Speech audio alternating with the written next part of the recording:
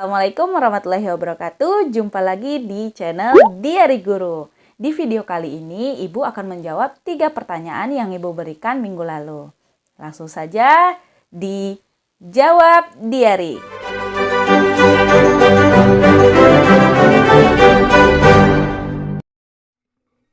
Ada 3 macam wujud benda yang kita ketahui, yaitu padat, cair, dan gas.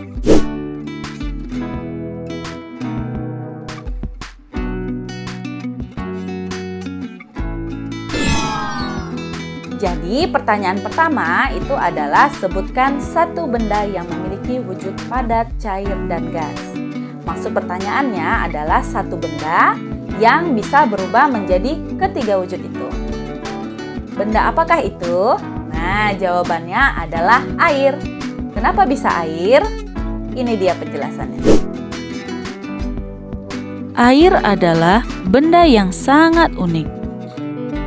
Mengapa demikian? Karena air adalah salah satu benda yang dapat berubah wujud dari padat, cair, dan juga gas. Air dalam bentuk padat adalah es, sementara yang cair adalah air, dan air dalam bentuk gas adalah uap air.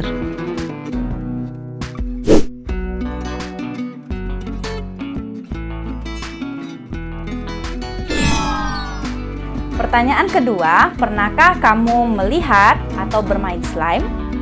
Jawabannya pasti kamu sudah pernah melihat, bermain, atau bahkan membuat slime. Betul?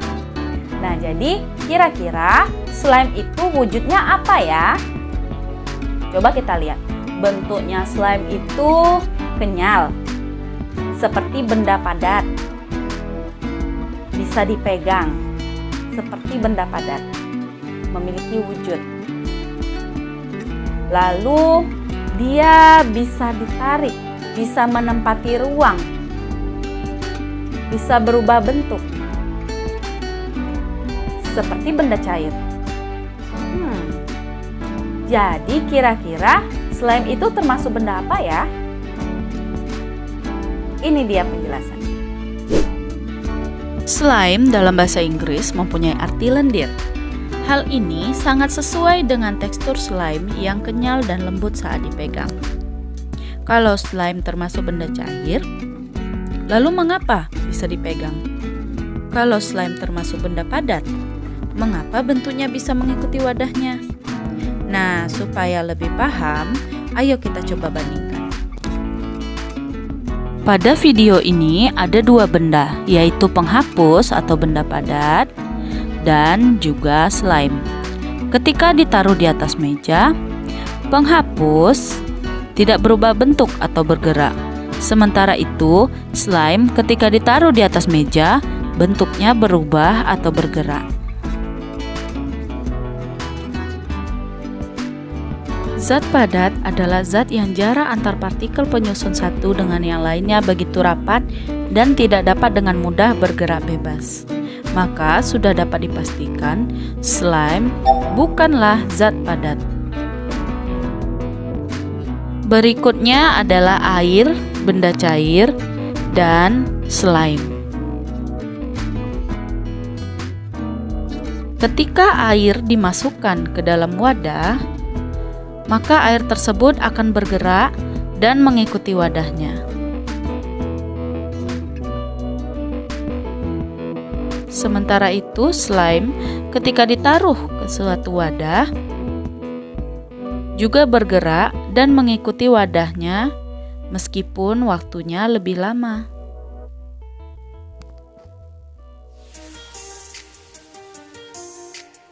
Zat cair adalah zat yang antar partikelnya sedikit renggang dan bisa bergerak secara bebas. Dalam ilmu kimia, zat cair terbagi atas 2 jenis, yaitu neutron liquid dan non-neutron liquid.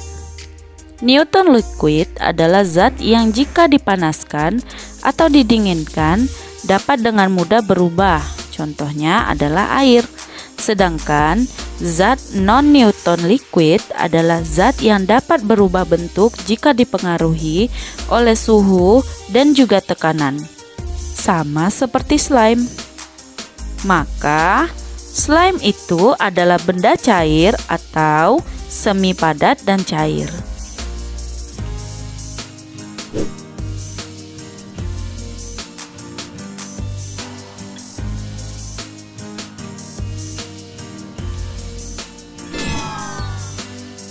Pertanyaan ketiga, bisakah air dibekukan menjadi es tanpa dimasukkan ke dalam kulkas?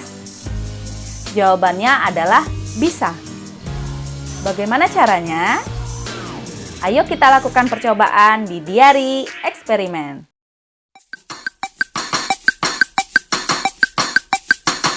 Halo, selamat datang di diari eksperimen. Nah, kali ini kita akan melakukan percobaan untuk membekukan air tanpa dimasukkan ke dalam kulkas terlebih dahulu. Nah, sebelumnya kita persiapkan alat dan bahannya terlebih dahulu. Ini dia.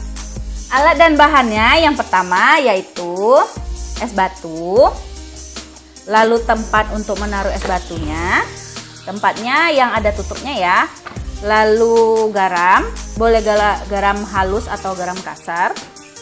Lalu susu bubuk 2 bungkus seperti ini.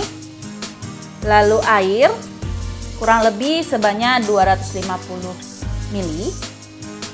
Lalu sendok untuk mengaduknya dan plastik es yang kecil. Pertama-tama kita masukkan dulu es batu ke dalam tempat yang sudah kita persiapkan. Tempatnya ada tutupnya.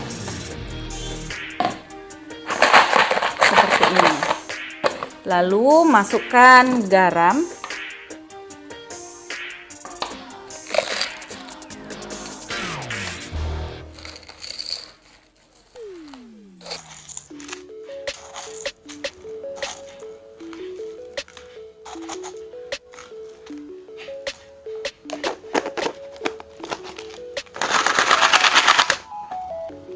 Lalu susu tadi kita masukkan ke dalam air. Nah, airnya ini kita masukkan air panas dulu, baru nanti kita tambahkan air biasa. Kita masukkan susunya.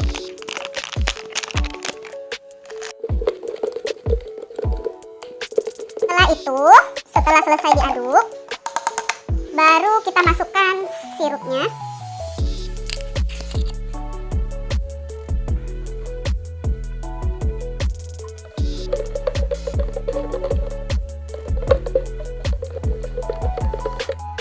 Setelah itu ditutup, sama seperti kita membuat es. Nah, dimasukkan ke dalam sini.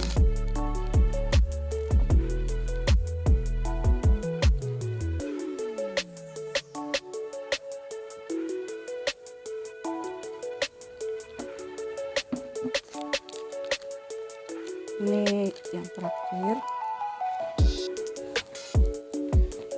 Nah, ini ya. Sudah diikat seperti ini. Nah, kita masukkan ke dalam es tadi. Dimasukkan ke dalam es batu yang sudah ditaburi garam tadi.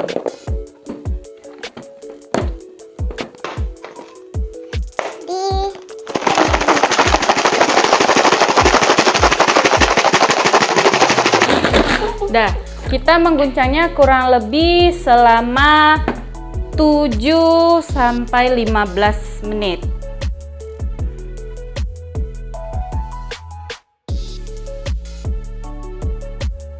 A few moments later.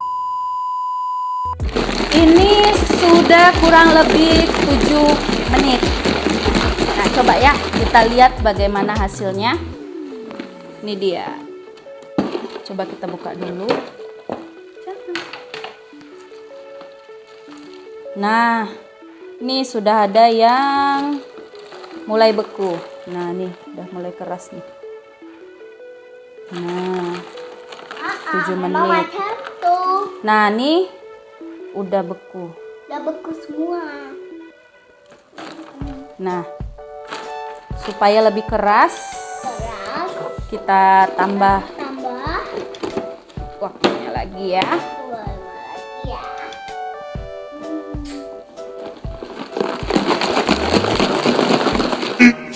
15 minutes later. Oke, waktunya sudah 15 menit. Kita lihat bagaimana jadinya.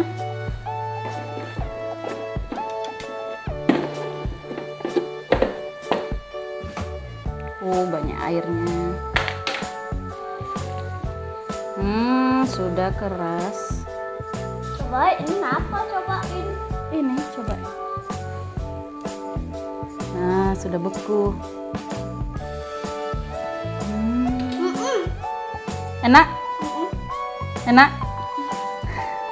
Nah, jadi ternyata kita bisa membekukan air tanpa harus memasukkannya ke dalam kulkas. Caranya adalah dengan mencampurkannya dan memasukkannya ke dalam es batu dan juga garam.